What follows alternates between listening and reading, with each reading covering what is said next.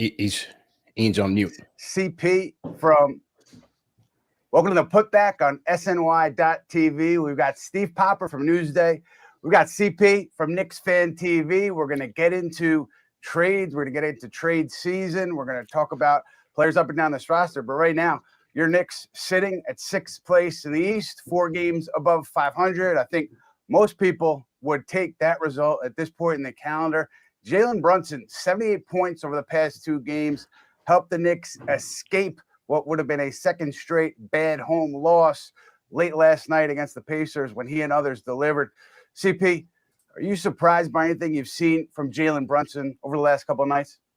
No, not surprised at all, man. He's been as advertised and Captain Clutch. I mean, you look at it, the last 5 games, 33 points per game on 52% shooting and 50% from 3, 6 assists to add to that. You know, how about the clutch numbers in a 44-point outing against the Bucks? He had 14 points in crunch time. He had 7 last night in their win against the Pacers in crunch time, 6 against the Spurs. He won the game in Toronto against the Raptors. I mean, Brunson's just been absolutely phenomenal. If only the entire NBA and the fans would go out there and get him to Utah because he's playing at an all-star level. I mean, just look at the footwork, the angles that he's taking to get his shots and to get to the bucket. I mean, last night he's driving baseline and he has Andrew Nembhard and Jalen Smith on the baseline, steps back, pump fake, has both of them in the air and manages to squeeze in between them and get a nice lefty layup off the glass and one. Just watching him play, he's like a maestro out there. He's been terrific. Steve, for you, let's just give a little context. You are going to you're flying to Washington after the show. You've been on the road a lot with this team. You're at every home game. Jalen Brunson, to you, how has he impacted the group and what surprised you in particular about how he's fit into this offense? You know, I mean, well, first fit into the entire organization. We knew about the connections that there were, you know, with Tom and with Leon and all this, and his father, obviously. But I think what's really interesting is the buy-in from teammates. You got a guy here who was not, a huge superstar. He was a second guy sort of in Dallas. And to now think that you've got him and guys like Julius Randle, who've been a very dominant personality, RJ Barrett, with Tom, and you can see that they've kind of taken not a back seat, but given him the room to do what he does. You know, CP was just on the clutch time numbers. You know, for Julius to give the ball up to kind of acquiesce to what he does there, I think that's a big step and shows the kind of personality he is. I think as much as this team needed a point guard, they needed a leader. They needed a leader on the floor, and they need a leader in the locker room, and that's what he's been since he got here. Yeah, I mean, the off-the-court stuff, to me, whenever he talks about it, he doesn't talk a lot about himself, but he will reference the idea that he's always trying to connect with teammates, get together. When they're together, he just wants have conversations here and there, talks to players as if they're equals, as if they're his brothers and not as if he's talking down to them as the number 1 player on the team talking to the 8th guy. And that seems to resonate with everybody. And I think you talked about Randall, Immanuel Quickley too, just playing really well of late as a starter, and now coming off the bench with RJ Barrett back in the rotation. Brunson, Quickley, I think that there were some concerns over the size when those two play together. That backcourt and defensively what it would mean, but it's looked pretty good of late.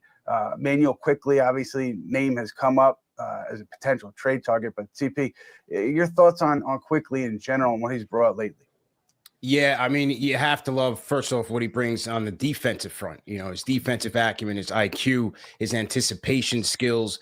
Quickley's been great on that front. And, being inserted as a starter in place of RJ Barrett, he started to shoot the ball a lot better. You just hope that he's able to elevate the bench a little bit, because the bench is in desperate need of both offense and defense. And so when it comes to Quickley on the trade front, I think the Knicks would be hard-pressed to trade him, especially if you're not getting a better or comparable player in return. If you're talking about just punting for future draft capital, I think that's a hard sell for the team and to the fan base for a guy like a Quickley who's shown his versatility, his skills on the defensive end. And for a team like the Knicks, who are currently 6th in the East and looking to compete for the playoffs, Quickley's going to be important in that run. Steve, your thoughts? I mean, I agree with that. I think First of all, defensively, I think that's sort of the biggest find they've had this year. I thought coming into the year, obviously Brunson was going to be a huge addition. I was wrong. I thought Derrick Rose would, returning to health would be a big part of it. I think the biggest thing has been Quickley, not just the shooting. We know that since he joined the league, but the defense has gotten so much better this year. And pairing with Quentin Grimes, who basically has become the stopper defensively, those two guys have made a huge difference in this team. And I think there's sort of a job here to be done for figuring. We saw it last night against Indiana. Figure out who's finishing games, how much you value. Grimes didn't play till the last 1:15 in the fourth quarter. You got to decide how you value his defense.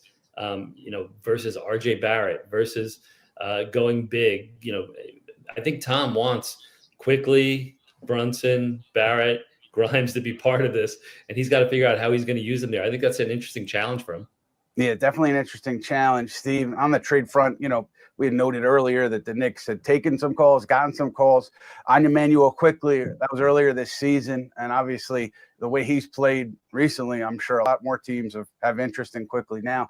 But I was told that as of late, teams that have been in touch with the Knicks, got the feeling that they're not trying to gauge a market on Immanuel Quickley. They're not out there aggressively seeking conversations, looking to move him. I don't think anyone's untouchable on this roster. Obviously, you guys know that. But in terms of their willingness to listen, I think they were more willing to listen earlier in the season when we talked about it earlier than they are today. I think that tells you a little bit about where they are with Quickley, and they've got that extension potentially this offseason. So decisions to be made in game with Tom Thibodeau, and then in the offseason with the front office, and also Obi Toppin in that same boat. And when you guys look at Toppin, what do you see in terms of what he's brought since coming back from injury, CP, and how he fits going forward? It's been a tough go. I mean, maybe he needs a little bit more time to get conditioned and get back into the swing of things. Only 9 minutes last night in the win against the Pacers. It's just very hard to see, especially the way that Julius Randle is playing. It's still going to be a challenge to see where Obi Toppin's minutes are going to come from and how well will he be able to contribute with limited minutes right now. I do wonder, with the way that Isaiah Hartenstein has been struggling, would Tom Thibodeau revisit the Randle Toppin front court as he had earlier this season? Because with Obi just getting such limited minutes, we see that with the more minutes that he plays, the more comfortable he gets, and the better he's able to contribute to this team. But right now, again, with Julius playing so well, I'm just not sure where he fits in the grand scheme of things. And Steve, the minutes, at least against Indiana, it looked like a six-man rotation essentially, because a couple of guys got spot minutes in and out. Where does Toppin fit into this group currently? Right, I think Quickley was the only reserve that got double-digit minutes last night, and went from the 42 he'd been playing over the last 7 games, so I think about 26. Look, I think it's going to be tough for Obi. And when he got hurt, we're like, how do you replace Obi? What are you going to do here? Well, the thing is, he was playing 17 minutes a game before that. Julius has picked up his play even more since then. I think occasionally they'll want to spot him because you'll see maybe some signs of fatigue with wearing down with the load that he's had, being the one guy who's played every game. I think that it's a very odd situation. Sort of going back to the Quickley thing, I think we both heard probably similar things, that Immanuel had an interest maybe in going to a place where he could be a starter. The Knicks maybe not wanting to pay an extension price on a guy who's going to be a sixth man ideally in their system. I think he's played his way out of that. I think Obi is a different situation. You've got to kind of figure out how long-term you're going with Julius here. Is he a guy that with what he's doing this year, you want to move at some point? I don't think you do. I think he's fit in with Brunson, and he gives you things that Obi just can't do. To me, like if you're moving Hartenstein out of the rotation, I'm thinking Jericho Sims might be the guy who gets back in more because there's been such an emphasis on the defensive side here. Mm-hmm. And Jericho has amazing footwork for a big man. Doesn't have the strength to go against real big centers, but he can guard fours. He can guard ones when he's out there isolated on occasion. I just think Tom sort of after what happened early this year, he really put a focus on guys who defend. And Obi has improved there, but he's not at that level yet where you say, I got to get him on the floor in crunch time. Yeah, I just think there's so many scenarios that have kind of pushed him further and further into the rotation. The Hartenstein acquisition, Sims's progress as a rookie, and where he is now, and Tom Thibodeau's proclivity to play bigger centers or bigger guys in the front court, and then Julius Randle's all-star caliber play. This thing has just been a conundrum for the last 3 years. I just really don't see where the answer is. However, I do think that if the Knicks do not go out and make a significant acquisition to their bench, Obi's contribution is still going to be dependent upon, because right now it's just Quickley who's going to be giving you some semblance of offense coming off that bench in that 9-man rotation. So they're going to have to figure out how to get Obi going downhill, get him out in transition, and obviously spacing the floor as a three-point shooter. Yeah, I think what Tom has done there too has been not going with a strictly bench unit. It's always Barrett or Brunson. One of them is on the court all the time with that second unit. And Barrett has really flourished, I think, in that role. Now, I'm going to ask both of you guys to put on your executive suits, whether it's Scott Perry or Brock Aller, Worldwide West, Leon Rose, who am I forgetting? Gerson Rosas. Put on the suit. Pretend you're in that executive suite in Madison Square Garden. You're talking shop. CP, what are you doing? Obi Toppin, Immanuel Quickley. You extending both of them? Are you looking to move one by the trade deadline? Are you figuring out in the offseason? How are you approaching those two? I would look at it in the offseason. As I said with Quickley, he's too important for this team right now to make a mid-season trade, unless you're bringing in a significant target. For Obi, again, they've got to figure out where he fits in this situation. We talked about it on our Knicks versus Pacers preview show. Is an Obi for Chris Duarte swap something that may make sense for both teams? Duarte not getting as much playing time with the Pacers as he had hoped. He's a 3-and-D wing that I think could help this Knicks team off the bench as well. And so I would take calls on Obi if they're not going to look to trade Julius Randle, which at this rate he's playing at an all-star level. You wouldn't think they would. Take some calls and see, because I don't think you want to invest significant assets into your bench role players in a Quickley, in an Obi Toppin. You still have 11 first-round picks in the next 7 years. So I think they have to be very careful in how they're allocating their resources, because you don't want to invest in a middle-of-the-road team. Yeah, I think it's more likely that you start Nets Fan TV than it is the Knicks trading Julius Randle. Right. So let's go to Steve. Steve, what's your take? Obi, quick. How do you work it out? I think the same thing. It's something you're going to wait on. I think Quickley right now is the asset that they're dangling out there. I don't think they want to move him, but I think he's a guy that there's interest in the league. A lot of teams say this is a combo guard who plays both ends of the floor. He's a very good shooter. There's value in that. And when you start pairing that with all these draft picks, maybe you do get the next level. I think, to me, the one thing I think CP mentioned this earlier, I don't think they want to go backwards right now. I don't think they want to go building. They're in sixth place. There are jobs on the line here, and that's the coach, that's the front office. That was a disappointing year last year. They haven't done some of the things they thought they were going to do, bringing in stars. They failed at it this summer. Jalen has been a godsend to them and probably saved jobs. But I think if they're moving somebody, they're moving it to get that next level guy. I don't think they're moving quickly for future assets to get a first rounder, which I think is sort of what the price tag was out there. I think it's more piecing him together and seeing what you can get. And Obi is an interesting one. Look on the Quickley thing also, the extension eligible. They can put it off, and I think they will. There's no reason to rush into it. He doesn't become an unrestricted free agent or anything. I think you wait, you see what he is, and you see what other moves you can make to where he is in your organization or where you're going to move him to. Thank you, Steve. And also, you look at the whole situation on Quickley and on anybody else. I think that when teams talk to the Knicks now, part of their thinking is because they've won some games and had success, any move they make is going to have to improve their rotation. So whoever's going out, whoever comes in has to be an upgrade. And that's not the easiest thing to do. So like you said, you're not talking about a salary dump or a dump just to get picks back. So I think that's part of the thinking, at least at the moment now with the Knicks. Now we're going to Matt Spenley, who has a question from a viewer. What's up, fellas? Perfect transition, because this question comes from Ed, and it's about Zach LaVine. What's the deal with him? Is he someone that the Knicks will potentially be interested in? You would think he's someone that would be an upgrade, but the sense I get from a lot of the fan base is he is not the number one option that people would be interested in targeting. So, Ian, what's the latest there? And then potentially the rest of you guys, how would you feel about that potentially being a move that the Knicks would make at the deadline? Yeah, well, first things first, Chicago has to make Zach LaVine available. I don't think they've made any declarative decisions there in terms of what they're going to do before the deadline. The other piece of it is the Knicks, their big swing. It's got to be a big swing that definitively moves them up in the Eastern Conference, makes them contenders for an Eastern Conference title and beyond.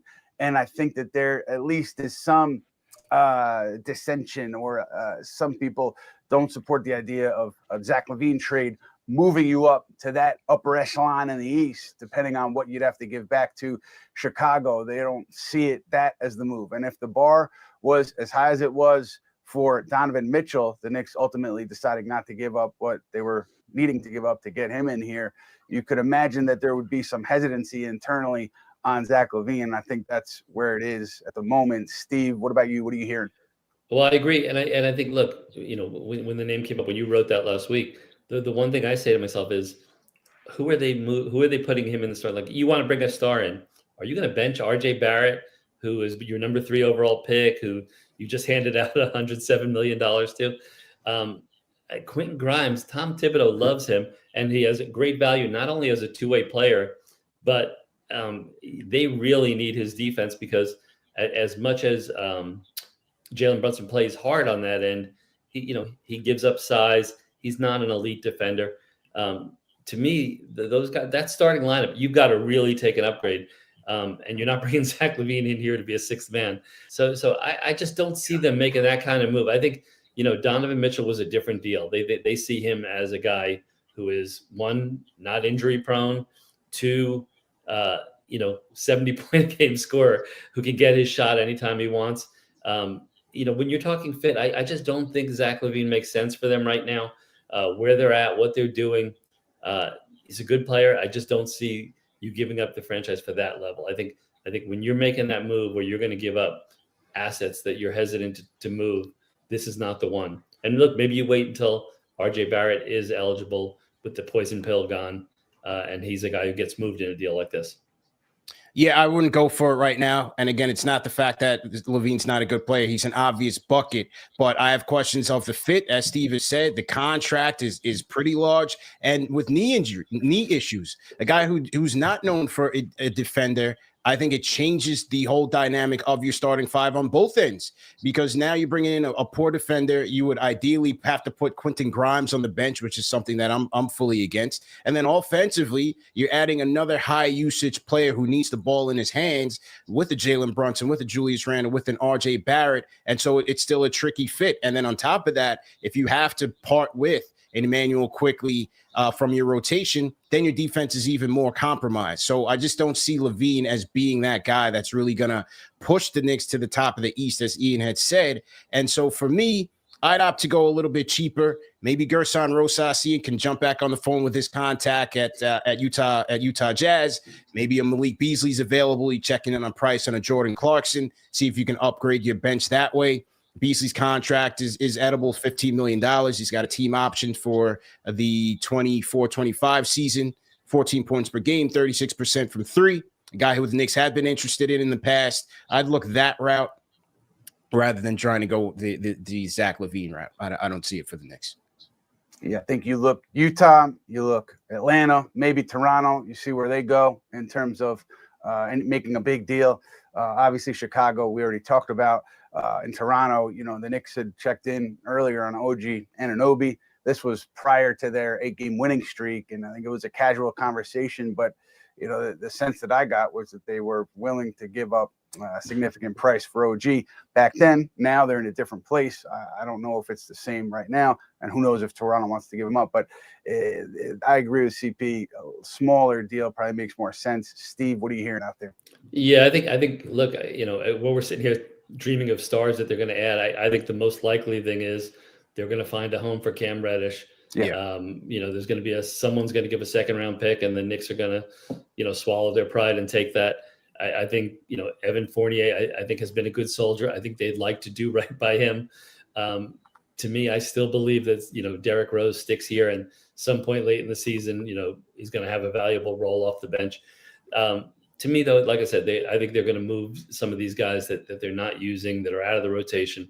I think Fournier and Reddish are the most likely. And I think Reddish probably more than anyone. Look, maybe somebody in the league still sees the upside there, as the Knicks did, and you take a shot on him. He's an expiring contract.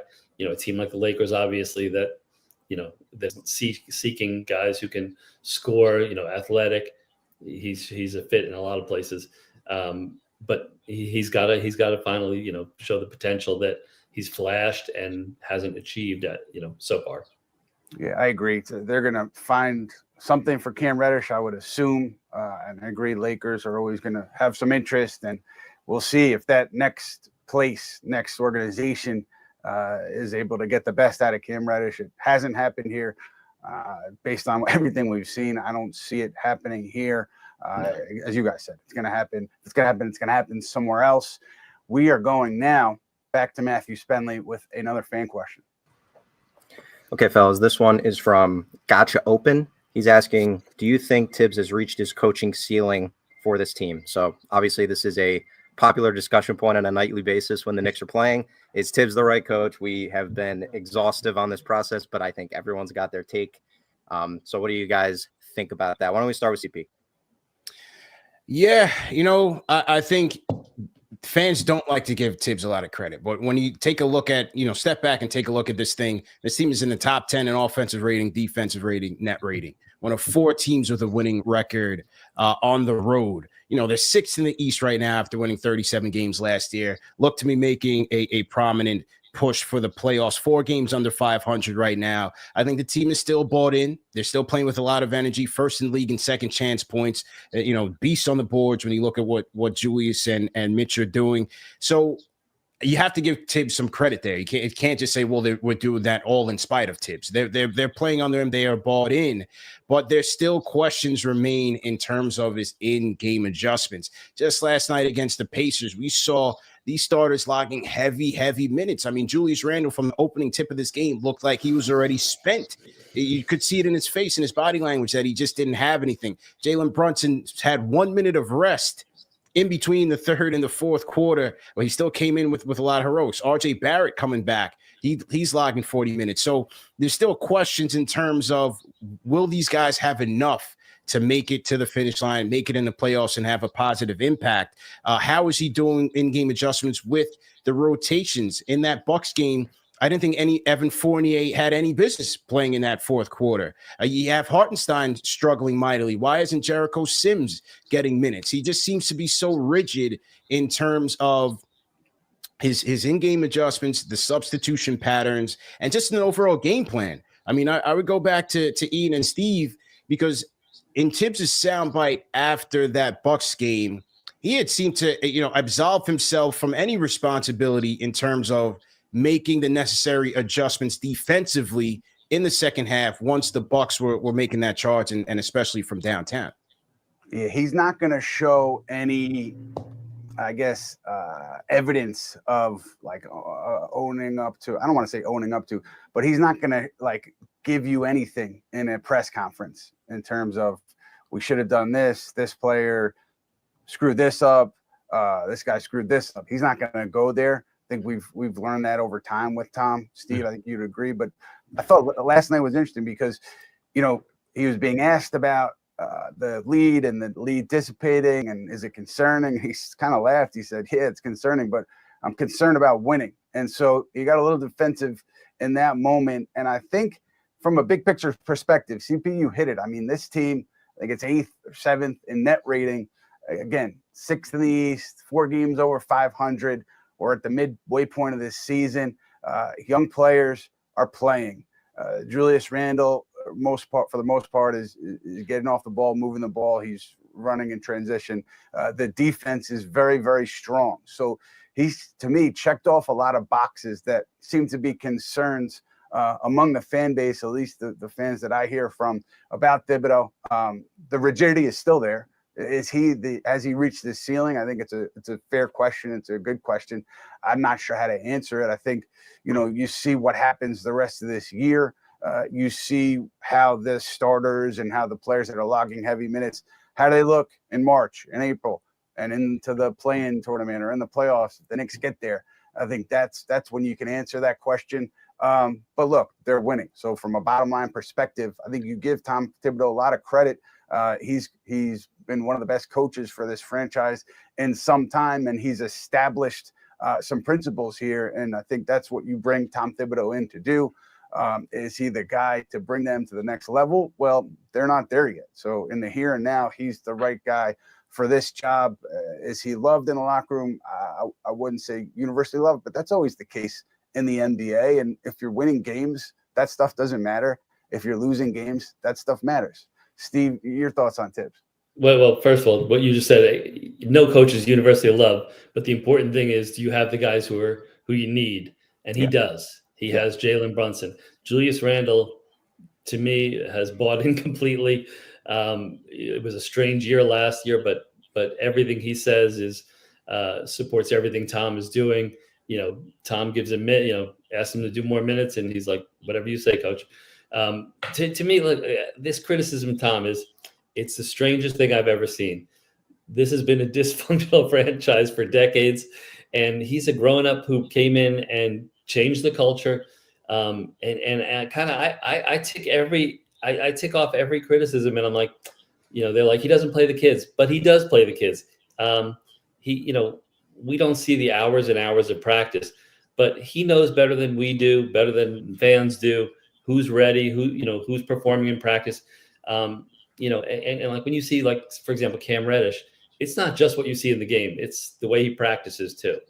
And on the opposite of that, it's somebody like Quentin Grimes, who has been handed a huge role, very quickly. Emmanuel Quickley, was a starter, or a huge contributor as a rookie. There's no hesitance to play kids here. It's just when they're ready and what they're doing on the court. And I think the progress you've seen in Quickley, in Grimes, and McBride, sort of, even Obi, I've seen great development with these young kids. And the biggest thing I look at this roster. This is not a championship roster. If you tell me somebody could milk more out of this team, I challenge you. Who's doing it? I think they're getting the most out of, and it takes playing them a lot of minutes. The guys who are contributing. I think there's not stars here. Jalen Brunson has had a great year, but how are you shaping him up to some of the stars of the league? I don't know. Maybe he's still an undersized guy who has trouble on defense. To me, Tom has really done a good job of maximizing. I don't think any of us predicted more than a 500 team here, and they're a little above that, and they're in the playoff picture. To me, fans should be like rejoicing that we're not talking about Victor Wembanyama yet. Right. And I think that too, like you go back earlier this year before that 8-game winning streak. I mean, there was a lot of internal frustration, I think, from ownership, James Dolan on down, about where things were. I think the Knicks back then were on a precipice of, changes coming. And I don't think it was just Thibodeau, but Thibodeau's job was certainly on the line when you go back to that Dallas loss back when they were home, and then they beat Cleveland the next night.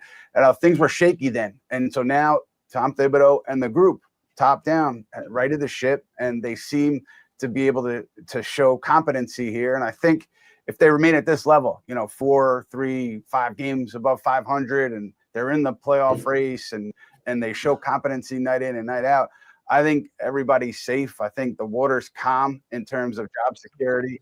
And then you go into this offseason with Leon Rose as your team president. I would assume Tom Thibodeau is your head coach, and you go from there. And we're going to go back now to Matt Spendley for another fan question. Okay, guys, this is a very basic fan question for you guys. Sir Charles Barkley. Wow, fan of the show. Sir Charles Barkley is asking, who else misses Mark Berman? This is his inquiry. This is what he wants to know. I mean, I think he speaks for everybody. So God. everybody misses Mark Berman. Yeah. Can I change the subject quickly back to Tom Thibodeau? Look, just one thing on Thibodeau, kind of what you were saying there, Ian. I think the one thing that we didn't mention is there was a point, where there was struggles earlier this year, and I'm not sure everybody was on board with the decision, but Tom did something kind of bold.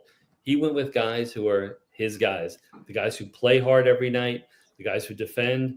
And, I'm sure there were some people in the front office who were like, he's wasting this guy, he's wasting that guy, but it has worked. And kind of, I give credit to Tom of, if you're going to go down, if you're going to get fired, I'm going down my way. I'm not going to be the, focus just on pace. I'm putting defenders in there and doing my job that way. Now back to Berman. We still talk, and I just don't believe he's done here. Sort of, I feel like a Thibodeau comeback or Derrick Rose coming back a second time. I think Brunson, CP, you're gonna have to compete. I think there's gonna be a Berman podcast someday or something. I hope so, man. God, I miss Mark. The besides the word defense or Jalen, the word Berman has been brought up most in these press conferences this year. I miss him. He's turned into the Nick Beat ombudsman to a degree. He critiques us, and I respect it. Miss him a lot. He made the job a lot of fun. I'm sure some fans miss him, some fans don't. I'm curious to see how CP feels about it, but I miss you, Mark. But Berman's my guy, man. He was one of the first guys on the beat that I spoke to when I was trying to, break into the industry, and he's always been a good supporter, a great supporter of the Knicks Fan TV wave. He seems to be enjoying life down there in Florida, but occasionally on Twitter you see Berman lobbing grenades over the fence, and he's still tapping into what's going on. So it seems like he's off the beat, but he's still keeping a close tab on things. And he was part of the most important meme for the Knicks and Knicks fans. Relax. Well, keep those grenades coming, Mark. We'd love to have you on the show sometime soon to get your insights from sunny Florida. That'll do it for us.